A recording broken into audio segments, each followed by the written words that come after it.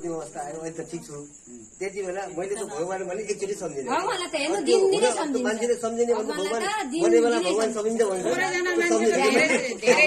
साँझ बिहान सधैँ सम्झिन्छ थोरैजना मान्छेको है अब यस्तो छ कि अब मेरो कोखा मान्छे गइहाल्यो मेरो कोखाको हो यो छलफल नबस्नु कसरी 12 बच्च भने यसको पनि सुरु हुन पर्यो नि त तर यस्तो के अब बोल्दैन बेला चुप्प लाग्यो सबैजना तपाईँ उहाँ बस्ने चुप्प लाग्यो म यहाँ बस्नु कसरी 12 बच्च 12 त पाउनु पर्यो नि त यसको निचोड त हुन पर्यो नि त हो केही कुरा त गर्न पर्यो नि त 11:30 त भइसक्यो